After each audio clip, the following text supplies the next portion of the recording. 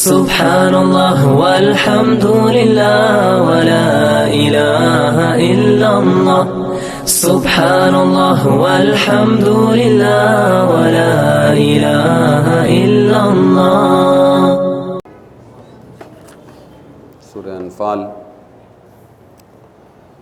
آیت 29 سے لے کر 33 تک۔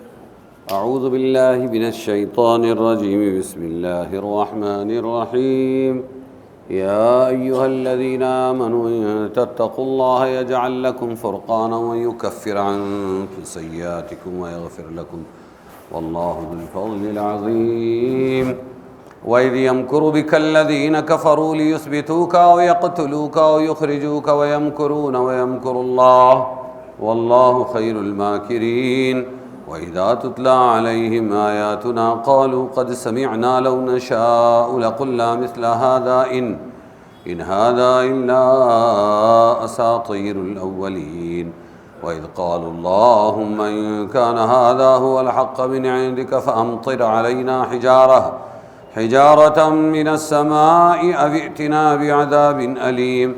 وما كان الله ليعذبهم وأنت فيهم وما كان الله معذبهم وهم يستغفرون۔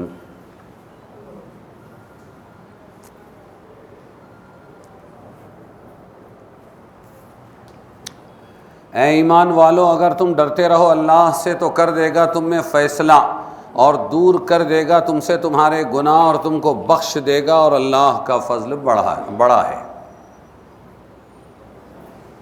اگر اللہ سے ڈرتے رہے تو۔ اور جب فریب کرتے تھے کافر کہ آپ کو قید کر دیں یا مار ڈالیں یا نکال دیں، قید کر دیں یا مار ڈالیں یا نکال دیں، یہ مکاری کرتے تھے، فریب کرتے تھے، اور وہ بھی داؤ کرتے تھے اور اللہ بھی داؤ کرتا تھا۔ میں یہاں ترجمہ کرتا ہوں، وہ بھی داؤ کرتے تھے اور اللہ بھی ترکیب کرتا تھا، وہ سازش کرتے تھے اور اللہ تبارک و تعالی ترکیب کرتا تھا۔ اللہ کا داؤ سب سے بہتر ہے،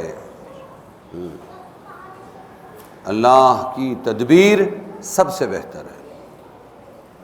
اور جب کوئی پڑھے ان پر ہماری آیتیں تو کہیں ہم سن چکے، اگر ہم چاہیں تو ہم بھی کہہ لیں ایسا، یہ تو کچھ بھی نہیں مگر احوال ہیں اگلوں کے، اساطیر الاولین۔ اور جب وہ کہنے لگے کہ یا اللہ اگر یہی دین حق ہے، یہی دین حق ہے تیری طرف سے، تو ہم پر برسا دے پتھر آسمان سے، یا اللہ ہم پر کوئی عذاب دردناک۔ اور اللہ ہرگز نہ عذاب کرتا ان پر جب تک آپ رہتے اے محمد صلی اللہ علیہ وسلم، اور اللہ ہرگز نہ عذاب کرے گا ان پر جب تک وہ معافی مانگتے رہیں گے۔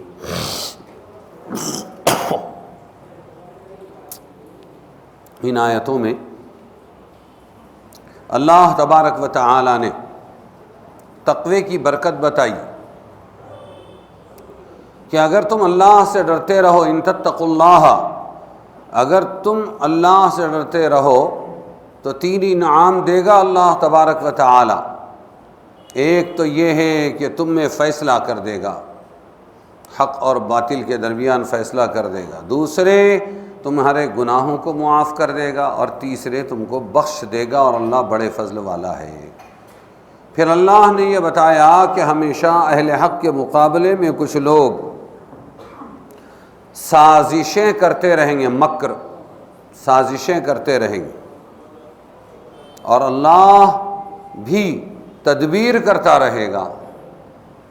اور بہترین تدبیر کرنے والا کون ہے؟ خیر الماکرین، اللہ تعالی ہی ہے، باقی سب تو مخلوق ہے اللہ کی۔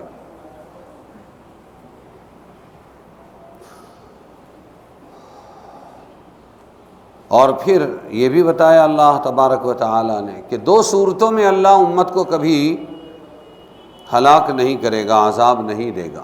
ایک تو اللہ کے رسول امت میں موجود ہوں، اور دوسرے موجود نہ ہو لیکن یہ گناہگار معافی مانگتے رہیں، اے اللہ معاف کر دے، اے اللہ معاف کر دے، یہ بخشش مانگتے رہیں گے تو اللہ کا عذاب نہیں آئے گا۔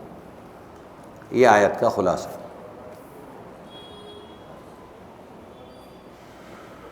کچھ مال اور اولاد کو پچھلی آیت میں فتنہ بتلایا، آزمائش بتلایا تھا، اور یہی وہ چیزیں ہیں کہ آخرت سے انسان ان میں الجھ کر غافل ہو جاتا ہے۔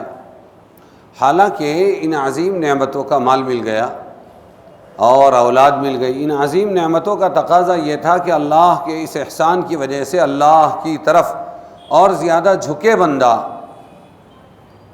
ان آیتوں میں اسی مضمون کی تکمیل ہے، جو شخص عقل کو طبیعت پر غالب رکھ کر اس آزمائش میں ثابت قدم رہے، عقل کو طبیعت پر غالب رکھے۔ طبیعت گناہ چاہتی ہے، اکڑ چاہتی ہے، تکبر چاہتی ہے، اور عقل کہتی ہے بریک ہے، عقل بریک ہے کہ نہیں ایسا مت کر، اس کا انجام برا ہے۔ تو جو گناہ گار ہے وہ عقل کو مغلوب کر دیتا ہے اور طبیعت کو غالب کر دیتا ہے، جسے ہمارے علاقے کی زبان میں کہتے ہیں نادس کھڑا۔ کیا کہتے ہیں؟ لکھا ہوتا ہے رکشہ کے پیچھے، نادس کھڑا، ہے نا؟ کیا مطلب؟ یہ جو عادت ہے یہ پاگل ہے نا، سمجھ میں آئے کہ نہیں؟ ہاں، تو بالکل اسی طرح طبیعت غالب آ جاتی ہے۔ علامہ اقبال نے یہ بتایا ہے فرق، بے خطر کود پڑا آتش نمرود میں عشق، عقل ہے محو تماشائے لب بام ابھی۔ عقل سوچ رہی ہے تو عقل کا کام بریک لگانا ہے، سوچنا ہے۔ اور عشق کیا ہے؟ کہتے ہیں جسے عشق خلل ہے دماغ کا، غالب کا شعر ہے، کہتے ہیں جسے عشق پاگل بنے، اس لیے کہتے ہیں الشباب شعبۃ من الجنون، جوانی دیوانی ہوتی ہے۔ تو یہ بتا رہے ہیں کہ جو شخص عقل کو طبیعت پر غالب رکھ کر اس آزمائش میں ثابت قدم رہے، اللہ تعالیٰ کی اطاعت و محبت کو سب چیزوں پر مقدم رکھے، یعنی تقوی اختیار کرے، جس کو قرآن و شریعت کی اصطلاح میں تقوی کہا جاتا ہے، تو اس کو اس کے صلے میں 3 چیزیں عطا ہوتی ہے: فرقان، کفارہ سیئات اور مغفرت۔ فرقان اور فرق دونوں مصدر ایک ہی معنی میں ہے۔ محاورات میں فرقان اس چیز کے لیے بولا جاتا ہے دو چیزوں میں واضح طور پر فرق اور فصل کر دے، اسی لیے فیصلے کو فرقان کہتے ہیں، کیونکہ وہ حق اور ناحق میں فرق واضح کر دیتا ہے۔ اللہ تعالیٰ کی مدد کو بھی فرقان کہا جاتا ہے، کیونکہ اس کے ذریعے اہل حق کو فتح اور اس کے مخالف کو شکست ہو کر حق و باطل کا فرق واضح ہو جاتا ہے۔ ساتھ نہیں دکھ رہا ہے، فرق واضح ہو جاتا ہے۔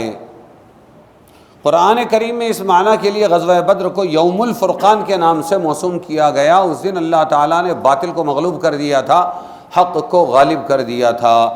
اس آیت میں تقوی اختیار کرنے والوں کو فرقان عطا ہونے کا اکثر مفسرین صحابہ کے نزدیک یہی مفہوم ہے کہ اللہ کی مدد، نصرت، حفاظت ان کے ساتھ ہو جاتی ہے اور کوئی دشمن ان کو تکلیف نہیں پہنچا سکتا، اور تمام مقاصد میں کامیابی ان کی ساتھی بن جاتی ہے۔ یہ تقوی کا انعام ہے۔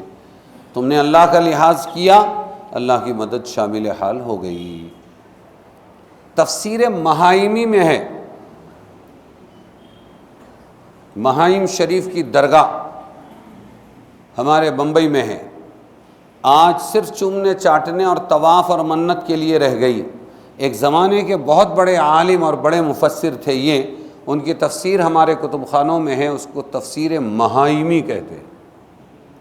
کیا کہتے ہیں؟ تفسیر مہائمی میں ہے کہ اس میں اس بات کی طرف اشارہ ہے کہ پچھلے واقعے میں ابو لبابہ سے جو اپنے اہل و عیال کی حفاظت کی خاطر لغزش ہوئی تھی، وہ اس لیے بھی خطا تھی کہ اہل و عیال کی حفاظت کا بھی صحیح راستہ یہی تھا کہ اللہ تعالیٰ اس کے رسول کی مکمل اطاعت کو اپنا شعار بنایا جاتا تو سب مال اور اولاد اللہ تعالیٰ کی پناہ حفاظت میں آ جاتے۔ ہم اللہ کو ناراض کر کے اپنے بچوں کی حفاظت کرنا چاہتے ہیں، حرام مال کمانا چاہتے ہیں اور سمجھتے ہیں ہم بچوں کے ساتھ ہمدردی کر رہے ہیں۔ مفسر محایمی لکھتے ہیں کہ ابو لبابہ کے لیے بھی صحیح راستہ اپنے بچوں اور مال کی حفاظت کا جو بنو قریظہ کی حدود میں تھے یہی تھا کہ وہ اللہ اس کے رسول کی مکمل اطاعت کو اپنا شعار بناتے تو سب مال و اولاد اللہ کی پناہ اور حفاظت میں آ جاتے۔ اور بعض حضرات مفسرین نے فرقان فرمایا کہ فرقان سے مراد اس آیت میں وہ عقل و بصیرت ہے جس کے ذریعے حق و باطل کھرے کھوٹے میں امتیاز کرنا آسان ہو جاتا ہے۔ معنی یہ ہوئے تقوی اختیار کرنے والوں کو اللہ تعالیٰ ایسی بصیرت یعنی دل کی آنکھ اور فراست عطا فرماتے ہیں کہ ان کو اچھے برے میں فیصلہ کرنا آسان ہو جاتا ہے۔ تو اللہ فرقان دیتے ہیں۔ دوسری چیز جو اللہ دیتے ہیں تقوی والوں کو کیا ہے؟ کفارہ سیئات۔ کیا دیتے ہیں؟ کفارہ کا مطلب ہے دھو دینا، سمجھ میں آیا؟ کفارہ دھونے والی، سیئات گناہوں کو دھونے والی۔ کفارے کو کفارہ اسی لیے کہا جاتا ہے جیسے کسی نے روزہ توڑ دیا تو کفارہ کیا ہے؟ ایک روزہ توڑا ہوا اور 60 روزے مسلسل رکھو تو جا کر یہ کفارہ بن جائے گا، تمہارا جو گناہ ہوا اس کو دھو دے گا۔ کفارہ کا مطلب کیا ہے؟ دھونے والی۔ کفارہ سیئات ہے، یہ تقوی والوں کو انعام ملتا ہے، یعنی جو خطائیں لغزشیں ان سے سرزد ہوتی ہے دنیا میں ان کا کفارہ بدل کر دیا جاتا ہے، یعنی ان کو ایسے اعمال صالحہ کی توفیق ہو جاتی ہے جو ان کی سب لغزشوں پر غالب آ جاتی ہے۔ تیسری چیز جو تقوی والوں کو ملتی ہے وہ آخرت کی مغفرت ہے اور سب گناہوں اور خطاؤں کی معافی، اللہ معاف کر دیتی۔ تو اللہ سے ڈرتے رہنا چاہیے۔ کیا کرتے رہنا چاہیے؟ ہاں، آخر آیت میں ارشاد فرمایا واللہ ذو الفضل العظیم، اور اللہ بڑے فضل و احسان والے ہیں۔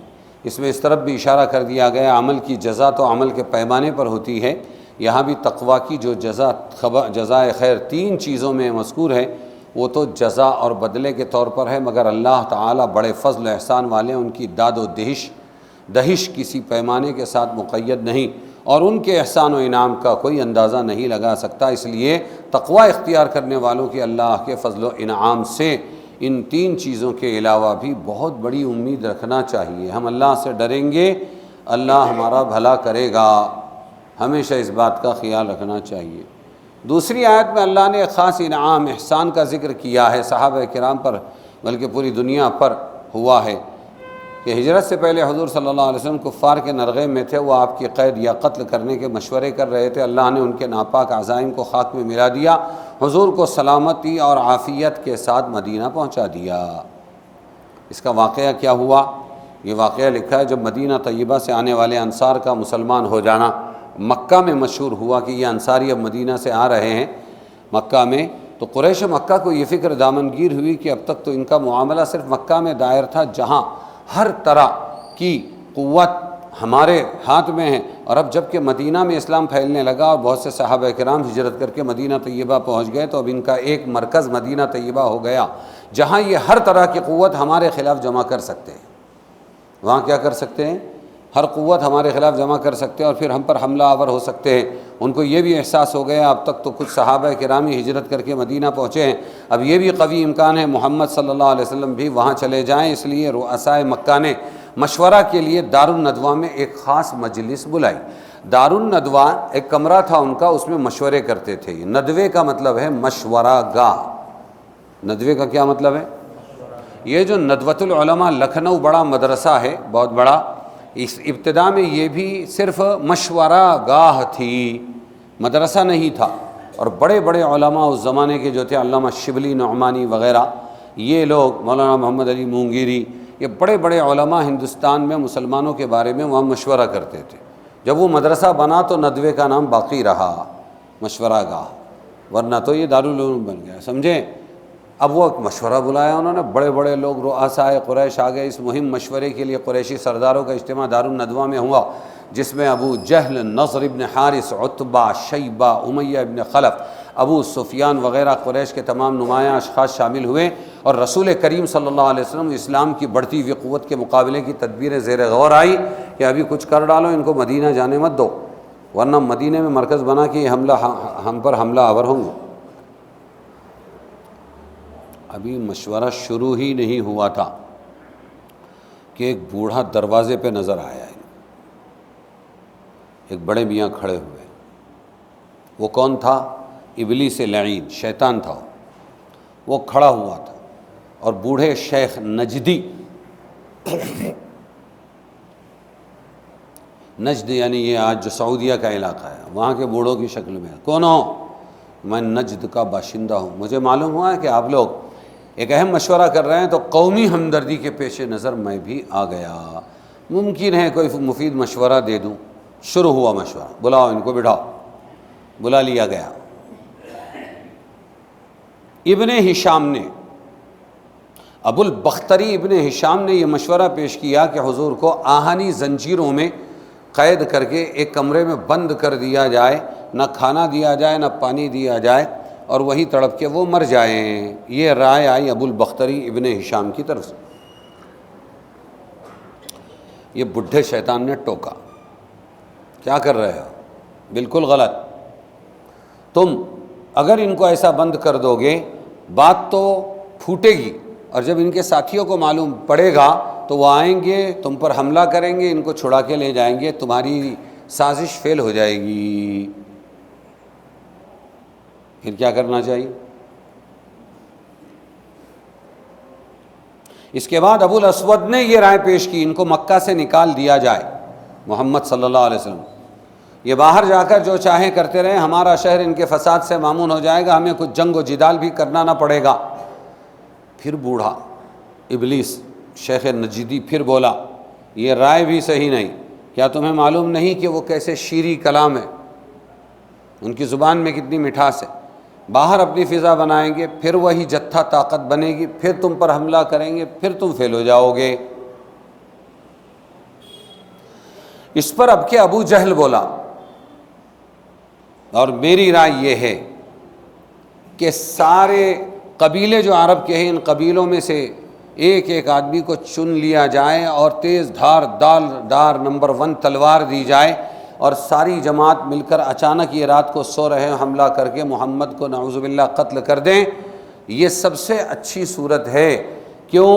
اگر پلٹ کے ان کا قبیلہ ہم سے خون بہا مانگے گا، ہم کو قتل کرنا چاہے گا، تو ایک ہو تو قتل کرے نا، ایک سے زائد کو آج بھی بلوا کو مجرم نہیں ٹھہرایا جا سکتا، سب کو پھانسی نہیں دی جا سکتی۔ تو پھر لاسٹ میں بات آئے گی کہ ارے بھائی ان کا خون بہا دے دو ہم کو، وہ دینا ہمارے لیے آسان ہے، جمع کر کے پیسے دے دیں گے۔ اب یہ ابلیس لعین شیخ نجدی بولا، بالکل پرفیکٹ رائے ہے یہ، اس کے سوا کوئی چیز کارگر نہیں۔ پوری مجلس نے اسی کے حق میں رائے دی، آج ہی رات میں یہ ناپاک کام ہو جانا چاہیے، ایسا طے ہو گیا۔ مگر انبیاء کی حفاظت اللہ تعالیٰ کرتے ہیں۔ جبرائیل نے آ کر اس پورے مشورے کی رپورٹ حضور کو دے دی اور فرمایا اب آپ کے لیے ہجرت کی اجازت ہو گئی، مکہ چھوڑ دو، آپ راتوں رات نکل جاؤ۔ لیکن دھوکہ دینے کے لیے کیا کریں گے کہ آپ کی جگہ پر، آپ کے بستر پر کسی کو سلا دیا جائے۔ حضرت علی کا نام آیا، یہ ان کی خصوصیات میں سے، وہ بنداس ہو گئے۔ معلوم تھا علی کو کہ تم مجھ سے آ کر ملو گے جب نبی یہ کہتا ہے، اس کا مطلب ہے کہ میری حفاظت ہونے والی ہے۔ تو وہ سو گئے، اور حضور صلی اللہ علیہ وسلم اب نکلیں گے کیسے سب کے سامنے سے؟ اس کی تدبیر اللہ تعالیٰ نے بتا دی۔ مٹھی بھر مٹی لے لینا اور وہ ان کے سروں پر ڈالتے جانا جو تم کو قتل کرنا چاہتے ہو۔ آپس میں بات کر رہے تھے، تیاری میں تھے حملہ کرنے اور قتل کرنے کے، اور آپ نے وہ مٹھی بھر مٹی لی، ان کے سروں پر یوں ڈالتے گئے۔ ان کو کچھ پتہ بھی نہیں چلا، محسوس بھی نہیں ہوا ان کو۔ ایک آدمی آیا، وہ جب نکل گئے، کیا کر رہے ہو یہاں؟ میں محمد کا انتظار ہے۔ ارے وہ تو جا چکے کب کے، اور تمہارے سروں پہ مٹی ڈالا تو انہوں نے ایسے سر جو کھجایا تو مٹی سب کے سروں پر۔ اب ان کی سمجھ میں آ گیا، پھر بھی آ کے دیکھا تو کروٹ بدل رہے، علی کی کروٹ اور محمد کی کروٹ میں فرق ان کو سمجھ میں آ گیا، تو انہوں نے ان کو نہیں چھیڑا، ان کا مقصد فوت ہو چکا تھا۔ قریشی سرداروں کے مشورے میں جو 3 رائے حضرت صلی اللہ علیہ وسلم کے متعلق پیش کی گئی، ان تینوں کو قرآن کریم کی اس آیت میں ذکر کیا گیا۔ یاد کرو وہ وقت یمکرون، جب وہ مکر کر رہے تھے، وہ سازشیں کر رہے تھے۔ وَإِذْ يَمْكُرُونَ وَإِذْ يَمْكُرُ بِكَ الَّذِينَ كَفَرُوا، کافر لوگ جب آپ کے بارے میں سازشیں کر رہے تھے، 3 باتیں تھیں، لِيُثْبِتُوكَ أَوْ يَقْتُلُوكَ أَوْ يُخْرِجُوكَ، یعنی آپ کو قید کر دیں۔ لِيُثْبِتُوكَ، وہ کہا تھا نا ایک رائے باندھ کر ایک کمرے میں ڈال، یا آپ کو قید کر دیں یا قتل کر دیں، او یقتلوک، یا شہر بدر کر دیں کہ نہیں ان کو نکال دو یہاں سے مکہ سے۔ مگر اللہ تعالیٰ نے ان کی سب تدبیر خاک میں ملا دی، اسی لیے آخر آیت میں اللہ خیر الماکرین، اور اللہ بہترین تدبیر والا ہے، سازشوں کو فیل کر دیتا ہے۔ مکر کے معنی عربی لغت میں یہ ہے کسی حیلہ و تدبیر کے ذریعے، حیلہ آئیڈیا کے ذریعے اپنے مقابل شخص کو اس کے ارادے سے روک دیا جائے، اس کو کہتے ہیں حیلہ، اس کو کہتے ہیں آئیڈیا۔ پھر اگر یہ کام کسی نیک مقصد سے کیا جائے تو یہ مکر محمود اور اچھا ہے، اور کسی برے مقصد سے کیا جائے تو مذموم اور برا ہے۔ اس لیے یہ لفظ اللہ انسان کے لیے بھی بولا جا سکتا ہے، اللہ کے لیے بھی۔ اور ترجمے میں انہوں نے کہا داؤ، انہوں نے داؤ کیا، اللہ نے بھی داؤ کیا، سب سے بہتر داؤ اللہ کا ہے۔ ہماری اردو زبان کے اعتبار سے اور زیادہ آسان سمجھنے کے لیے سازشیوں کی شان کے حساب سے اور اللہ کی شان کے حساب سے اس کے 2 ترجمے میں نے کیے کہ جب وہ سازش کر رہے تھے اور اللہ تدبیر کر رہا تھا۔ سازش برے کے لیے اردو میں استعمال ہوتی ہے، برے آئیڈیا کے لیے، اور تدبیر اچھے کے لیے۔ یار کچھ تدبیر کرو، وہاں یوں نہیں کہیں گے ارے کچھ سازش کرو، کھانے پینے کی کچھ سازش کرو، یوں نہیں کہیں گے۔ سمجھ میں آیا کیا کہیں گے؟ کوئی تدبیر کرو، کوئی کوشش کرو۔ واللہ خیر الماکرین، اور اللہ تعالی سب سے بہترین تدبیر والا ہے۔ آگے ہے ایک شریک، ندوے کا ایک شریک تھا وہ مجلس کا، نضر ابن حارث کی ایک بیہودہ گفتگو کا ذکر ہے۔ نضر ابن حارث چونکہ تجارت پیشہ آدمی تھا، مختلف ملکوں کے سفروں میں یہود و نصارہ کی کتابیں، ان کی عبادتیں دیکھنے کا بار بار اتفاق ہوتا تھا۔ جب اس نے قرآن کریم میں پچھلی امتوں کے حالات سنے تو کہنے لگا قد سمعنا لو نشاء لقلنا مثل هذا ان هذا الا اساطیر الاولین، ارے ہم ملک شام جاتے، عراق جاتے، ادھر جاتے ہیں، ایسی بہت سے قصے سنتے رہتے ہیں، وہاں بھی مجلسیں چلتی رہتی ہیں، یہ کوئی نئی بات نہیں ہے، یہ پہلوں کے قصے ہے۔ قرآن جو تم سناتے ہو کس کے قصے ہیں؟ یہ پہلوں کے قصے ہیں۔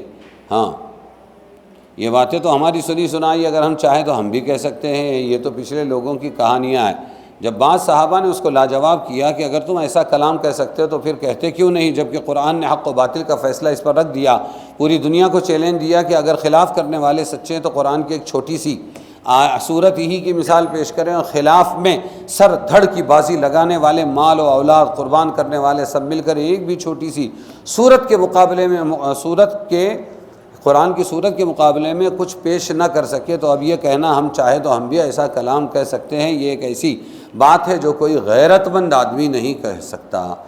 نضر ابن حارث سے صحابہ نے اس کلام الہی کا حق ہونا بیان کیا تو اپنے غلط مذہب پر پختگی دکھلانے کے لیے کہنے لگا نہیں وہ کچھ بھی، ہاں ہم بہت کٹر ہیں کیا؟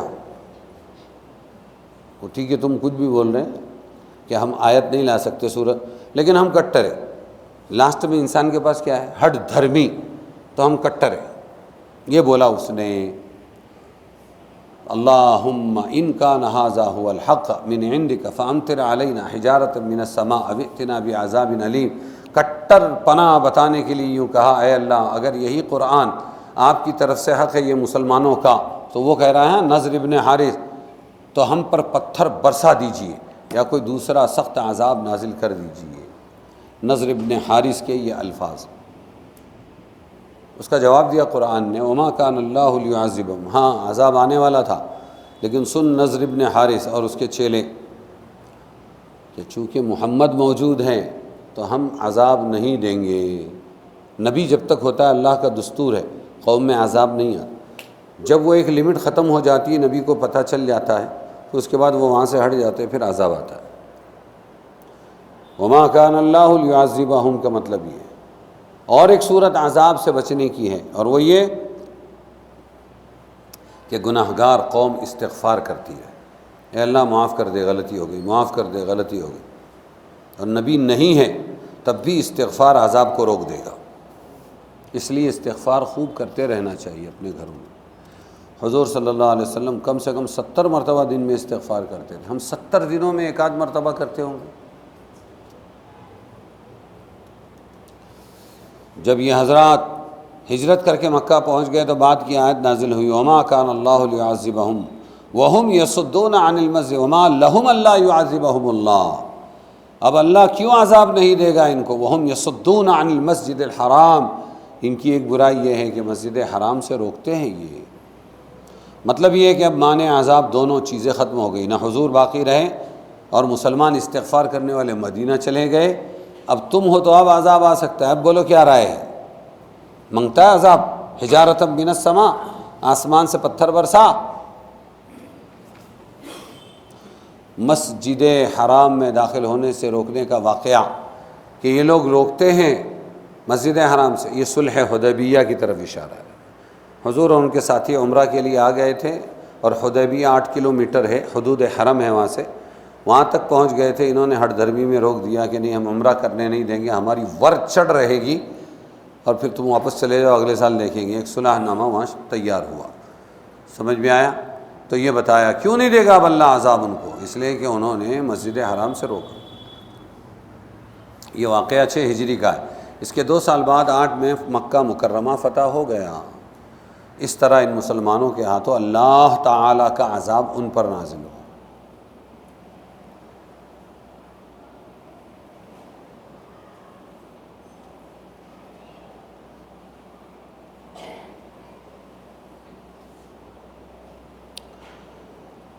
ہاں، اہل مکہ کے افعال کا تقاضا تو یہی تھا کہ ان پر پتھر برسائے جائیں، مگر 2 چیزیں عذاب سے رکاوٹ بن گئی، ایک حضور صلی اللہ علیہ وسلم کا ہونا، اور دوسری چیز مسلمان استغفار کر رہے تھے، اس لیے اللہ نے روک دیا۔ اور فتح مکہ کے موقع پر پھر عذاب دیا ان کو کہ مسلمانوں کو مسلط کر دیا۔ ان مذکورہ آیتوں سے کچھ فوائد حاصل ہوئے۔ اول یہ کہ جس بستی میں لوگ استغفار کرتے ہوں اللہ تعالیٰ کا دستور ہے کہ ان پر عذاب نازل نہیں کرتے۔ دوسرے یہ کہ اللہ کے رسول کے ہوتے ہوئے آپ کی امت پر چاہے مسلم ہو یا کافر عذاب نہیں آئے گا، اور مراد اس سے یہ ہے کہ عذاب عام جس سے پوری قوم تباہ ہو جائے ایسا عذاب نہیں آئے گا، جیسے قوم نوح، قوم لوط، قوم شعیب وغیرہ کے ساتھ پیش آیا کہ ان کا نام و نشان مٹ گیا۔ افراد اور آحاد پر کوئی عذاب آ جائے تو اس کے منافی نہیں، جیسے کہ خود رسول اللہ صلی اللہ علیہ وسلم نے فرمایا میری امت میں خسف اور مسخ کا عذاب آئے گا، زمینوں میں دھسائے جائیں گے، چہرے ٹیڑھے کر دیے جائیں گے، یہ عذاب آئے گا، بندر یا سور بن جانا وغیرہ، جانوروں کی شکل میں تبدیل ہو۔ اس کی مراد یہی ہے کہ بعض افراد امت پر ایسے عذاب بھی آئیں گے۔ حضور صلی اللہ علیہ وسلم کا دنیا میں ہونا قیامت تک باقی رہے گا، کیونکہ آپ کی رسالت قیامت تک کے لیے ہے۔ نیز حضرت صلی اللہ علیہ وسلم اس وقت بھی زندہ ہے، گو اس زندگی کی صورت سابق زندگی سے مختلف ہے، وہ قبر کی بات ہے، ہم اس کو نہیں چھیڑیں گے۔ خلاصہ یہ کہ حضور صلی اللہ علیہ وسلم کا اپنے روضے میں زندہ ہونا، آپ کی رسالت کا قیامت تک قائم رہنا، اس کی دلیل ہے کہ آپ قیامت تک دنیا میں ہیں، اس لیے یہ امت قیامت تک عذاب عام سے مامون رہے گی۔ اگلی آیت ہے وَمَا لَهُمْ أَلَّا يُعَذِّبَهُمُ اللَّهُ، یہ انفال کی 34، 35 سے لے کر 38 آیت تک ہے۔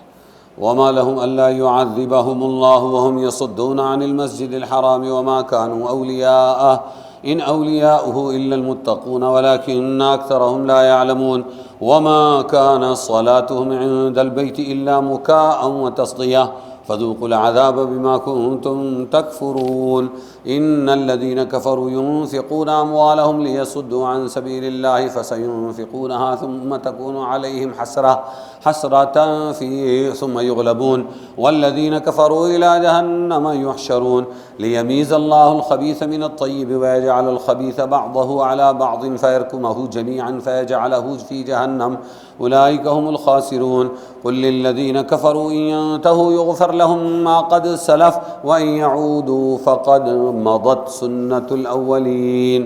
اور ان میں کیا بات ہے؟ وما لهم، کہ عذاب نہ دے اللہ، عذاب نہ کرے ان پر اللہ یعذبہم اللہ، اور وہ تو روکتے ہیں مسجد حرام سے، وہم یصدون عن المسجد الحرام وما كانوا اولیاءہ، اور وہ اس کے اختیار والے نہیں ہیں کہ روکیں. ان کو کیا اختیار ہے کہ وہ عذاب سے مسجد سے روکیں؟ ان اولیاءہ الا المتقون، اس کے اختیار والے تو وہی ہیں جو پرہیزگار ہیں. مسجد حرام کے ذمہ دار پرہیزگار لوگ ہیں. ولیکن اکثرہم، لیکن ان میں اکثروں کو اس کی خبر نہیں. اور ان کی نماز نہیں تھی کعبے کے پاس مگر سیٹیاں بجانا. کیا بجانا؟ سیٹیاں بجانی. الا بکاء و تصدیہ، اور تالیاں بجانا. کیا بجانا؟ یہ ان کی عبادت تھی، یہ ان کی نماز تھی. تو چکھو بدلہ اپنے کفر کا، فذوقوا العذاب بما کنتم تکفرون. بے شک جو لوگ کافر ہیں وہ خرچ کرتے ہیں اپنے مال تاکہ روکے اللہ کی راہ سے. کافر لوگ کیا کرتے ہیں؟ خرچ کرتے ہیں اپنے مال تاکہ روکیں اللہ کی راہ سے. سو ابھی اور خرچ کریں گے، فَسَيُنْفِقُونَهَا، اور خرچ کریں گے. ثُمَّ تَكُونُ عَلَيْهِمْ حَسْرَةً ثُمَّ يُغْلَبُونَ، پھر آخر ہوگا وہ ان پر افسوس. ان کو ہوگا ان پر افسوس، یہ خرچ کرنا ہوگا ان پر افسوس، ان کے لیے افسوس، اور آخر مغلوب ہوں گے. والذین کفروا الی جہنم یحشرون، اور جو کافر ہیں وہ دوزخ کی طرف ہانکے جائیں گے. چلو جس جانوروں کو ہکالا جاتا، کیوں؟ تاکہ لیمیز اللہ الخبیث من الطیب، تاکہ جدا کر دے اللہ ناپاک کو پاک سے، اور رکھے ناپاک کو ایک کے اوپر ایک. یجعل الخبیث بعضہ علی بعض، اور رکھے بعض کو ایک کو ایک پر، ناپاک کو ناپاک پر. فَيَرْكُمَهُ جَمِيعًا، پھر اس کو ڈھیر کر دے، اکٹھا ڈھیر کر دے اکٹھا گناہوں کا. فَيَجْعَلَهُ فِي جَهَنَّمَ، پھر ڈال دے اس کو دوزخ میں، جہنم میں. اولئک هم الخاسرون، یہی لوگ ہیں نقصان. فرما دیجئے کافروں کو کہ اگر وہ باز آ جائیں، ان ينتهوا، باز آ جائیں، یغفر لهم ما قد سلف، تو معاف ہو ان کو جو کچھ ہو چکا، اب تک کا سب معاف کر دیں گے. وَإِن يَعُودُوا، اور اگر وہ پھر بھی وہی کریں، فقد مضت سنت الاولین، تو پڑ چکی ہے راہ اگلوں کی. کیا کرتے ہیں؟ مسجد سے روکتے ہیں. حالانکہ مسجد سے روکنے کا حق یا مسجدوں کی متولی شپ کا حق ان کو نہیں ہے. وہ کس کو ہے؟ کہ وہ متقی لوگوں کے لیے ہے. اور نماز کیا تھی ان کی؟ آج بھی یہی ہے نا، دیکھتے ہیں کہ نہیں؟ تم آج بھی عبادتیں یہی ہے نا، تم دیکھتے ہو کہ نہیں ان کے عبادت خانوں میں؟ ہاں، اور بہت سے لوگ ہیں وہ کچھ الگ قسم کا کرتے ہیں. افریقہ میں زیادہ سیٹیاں بجاتے ہیں وہ اپنے بتوں کے پاس، الگ قسم کی سیٹی ہوتی ہے. سمجھ میں آیا؟ یہ چلنے والوں پر سیٹی بجانا، یہ کعبہ کے پاس بیٹھ کے کرتے ہیں. یہ ان کی نماز تھی. کیا تھی؟ ہاں. اور فرمایا کہ یہ لوگ مال خرچ کرتے ہیں لوگوں روکنے کے لیے. کائے سے روکنے کے لیے؟ اللہ کے دین سے روکنے کے لیے مال خرچ کرتے ہیں. یہ اور خرچ کریں گے، بعد میں روئیں گے. یہ بتایا. پھر اللہ ان کو سب جمع کر کے کہاں ڈال لے گا؟ جہنم میں.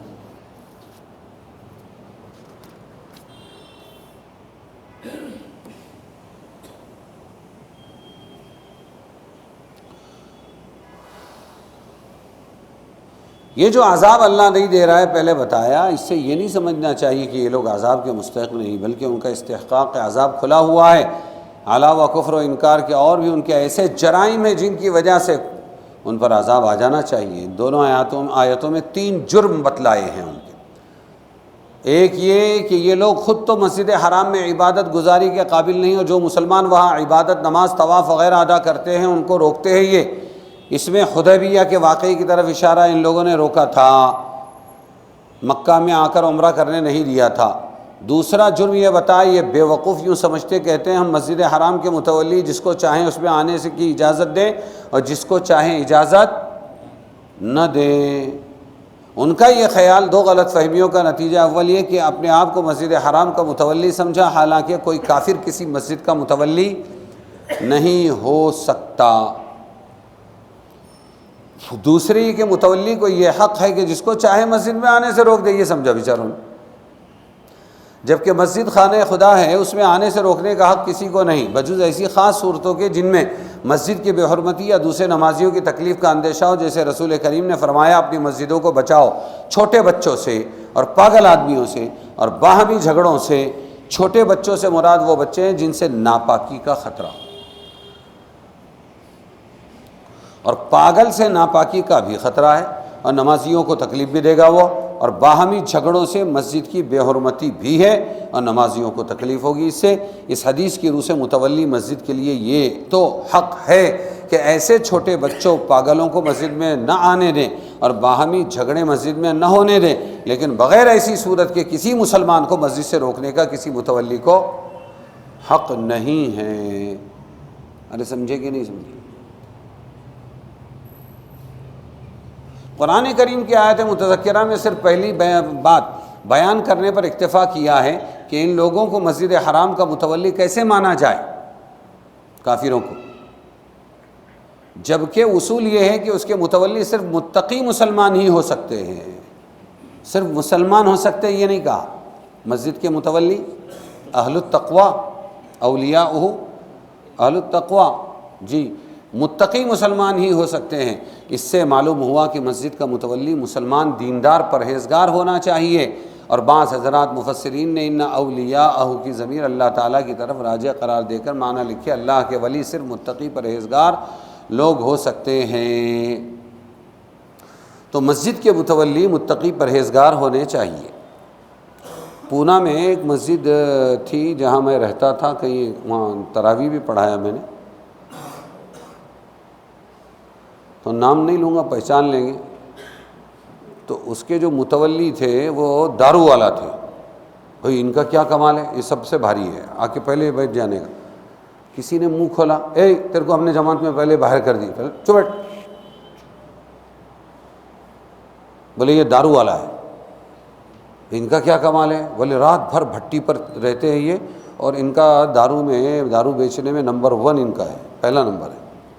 اور ایک مسجد تھی یہاں شہر میں تھی، وہ اس میں کیا کہ یہ متولی کو، یہ مٹکے والا ہے،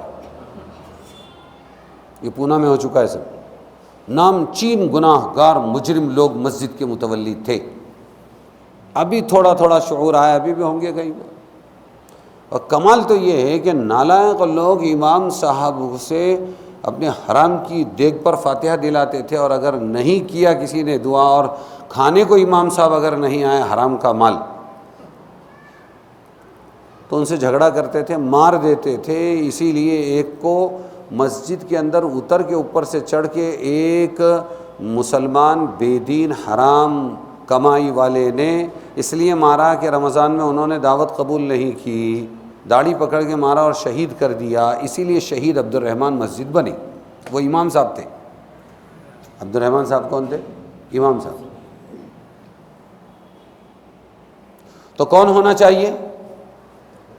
لیکن الٹا ہے، ساری صفات امام میں، ہمیشہ بیچارہ جھک کے چلے، گھر سے مسجد تک، مسجد سے گھر تک۔ ایک کنواری لڑکی پاک دامن کیا ڈرے گی جتنا امام صاحب ڈر کے زندگی گزارتے، اور ساری خرابیاں ٹرسٹیوں میں۔ وجہ معلوم؟ بائلاز جو ہے یہ چیریٹی کمشنر کا، اس کے اندر متولی لوگ مالک ہے مسجد کے، اور امام اور مؤذن کون ہیں؟ امام مؤذن یہ نوکر ہے، پیبل، ان کو تنخواہ دی جاتی ہے۔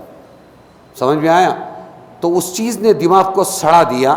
انہوں نے بجائے مسجد کی جھاڑو مارنے کے، متولی بولے تو مسجد کی جھاڑو مارنا، ہاں متولی بولے تو پانی بھرنا، متولی بولے تو بیت الخلاء صاف کرنا، متولی بولے تو آنے والے نمازیوں کی پوری یہ کرنا، سہولت ان کو پیدا کرنا۔ سمجھ میں آیا؟ سب سے بڑے متولی کون تھے مسجد حرام کے؟ ابراہیم اور اسماعیل، وہی تھے نا اس کے بانی، کانٹریکٹر، ہاں بلڈر، وہی تھے نا. اور ان سے کہہ رہا ہے اللہ ان طہر بیتی للطائفین والعاکفین والرکع السجود، کہ تم دونوں میرے گھر کو پاک رکھو. کیا کرو؟ طہرا، پاک رکھو میرے گھر کو. بیتیہ کس کے لیے؟ طواف والوں کے لیے، والعاکفین اور اعتکاف والوں کے لیے، والرکع رکوع کرنے والوں کے لیے، والسجود اور سجدہ کرنے والوں کے لیے. تو دوسروں کی سمجھ میں تو نہیں آیا، لیکن ایک بندہ مومن کو میں نے دیکھا جس کی سمجھ میں یہ آ گیا، اور وہ تھے مولانا یونس صاحب رحمۃ اللہ علیہ، مدار چھلا مسجد میں، زندگی بھر ٹھسن، اصلی متولی وہ. ہمارے ایک استاد سے انتقال ہوا، بولے کہیں ملے تو ہم نے بہت مسافر کیا. مولانا یونس پونا والے ایک دن پہلی انٹری ہماری پونا میں فارغ ہونے کے بعد، چلو مولانا یونس کو ملنے کو جائیں گے. تو جیسی مدار چلنا مسجد میں گئے تو ایک آدمی جھاڑو سے جھاڑ رہا تھا. دھیان سے دیکھا تو وہ مولانا یونس تھے، مسجد کو جھاڑ رہے تھے. روزانہ کا معمول تھا. تھوڑا لوٹ پوٹ کر کے اٹھے، اشراق کی نماز پڑھے اور اپنا جھاڑو لیا اور پوری مسجد جھاڑ رہے. تو میں بڑا، ارے مولانا مجھے دو. نہیں مولانا، تم عالم لوگ ہیں، تمہارا کام پڑھنا پڑھانا، یہ ہمارا کام ہے. پڑھنے پڑھانے والوں کی عزت کر رہے ہیں. اور اگر کوئی بہت پیچھے لگا، نہیں میرے کو جھاڑو دو، تو بولتے تو وہاں 10 جھاڑو ہے، جا لے لے اور مار جتنا ہوتا تیرے سے. یہ ورزش تھی مولانا کی، روزانہ جھاڑو مارتے تھے مسجد. اور اس کا صلہ کیا ملا؟ قتل کی سازشیں. کائے کی سازشیں؟ ہاں، کچھ اپنے پر سے، کچھ ان پر سے، کچھ ہماری برادری کی طرف سے بولوں کہ ایک اس کو مرغے کو پوچھا کسی نے، تو اتنا اچھا کام کرتا، صبح صبح اذان دیتا، لوگوں کو اٹھاتا ہے، بیدار کرتا ہے، یہ لوگ لاسٹ میں تو کو کاٹ کے کھا جاتے ہیں، ایسا کیوں؟ بولے فلسفہ یہی ہے آج تک کا، پرمپرا چلی آ رہی ہے، جو قوم کو اٹھائے گا قوم اس کو ذبح کرے گی. یہ صلہ ملا ہے مجھ کو تیری دوستی کے پیچھے، کہ 1000 غم پڑے ہیں میری زندگی کے پیچھے. تو وہاں سے دماغ سڑا. چیریٹی کمشنر کے دیے ہوئے اختیارات کے یہ مالک ہے. گھر کس کا؟ اللہ کا. قانون کون سڑا رہا ہے؟ کس کا قانون سڑا رہا ہے؟ بھیجے کو غیر اللہ کا. اور جانا کس کے پاس ہے؟ اللہ کے پاس ہے. تو یہ کام آئیں گے قبر میں. اس لیے گندگیاں اپنے اندر سے نکال کے اپنے آپ کو مسجد کی خدمت میں لگانا چاہیے. یہ میری سعادت ہے. مولانا یونس صرف مسجد نہیں، آگے بڑھ کے سڑے ہوئے 3 سنڈاس تھے، وہ تینوں سنڈاس بھی دھوتے تھے. حالانکہ ایک بھنگی گنیش نام کا طے تھا، وہ بھنگی آ کے دھوتا تھا، پان کھاتا تھا وہ، تو مولانا اس کا ساتھ دیتے تھے دھونے میں. ایک دن یہ اثر ہوا کہ گنیش مسلمان ہو گیا، اور گنیش کی بیوی بھی مسلمان ہو گئی، اور گنیش کے بچے بھی مسلمان ہو گئے. تو اللہ تعالیٰ غیروں کو ہدایت دے دیتا ہے، لیکن اسی مسجد کے جو ذمہ دار تھے وہ کیا ہوئے وہ جانے، ان کا کام جانے. تو غیروں کو ہدایت مل جائے گی لیکن اپنے محروم رہیں گے. جو نسلی مسلمان ہیں بھائی، ہم کیا ہے؟ ہاں. تو عجیب حال ہے ان کی محفل کا. بلایا جاتا ہے امام صاحب کو، عزت بڑھائی جاتی ہے، پھر وہیں پہ قتل کر کے اپنے عاشق کی بڑی ہی دھوم سے میت اٹھائی جاتی ہے. خطا ہماری ہے، ہم نے جو ان سے پیار کیا، برا کیا، جو ڈیش ڈیش کا اعتبار کیا. فیل ان دا بلینکس. جی تو یہ ہے کہ سیٹیاں یہاں پر یہ ہے کہ وہ جو نماز پڑھتے تھے کعبے کے پاس بیٹھ کے کیا کرتے تھے، آج مسلمان مسجد کے پاس کیا کر رہا ہے وہ دیکھ لو. متاری بنا کے رکھا ہے مسلمان نے.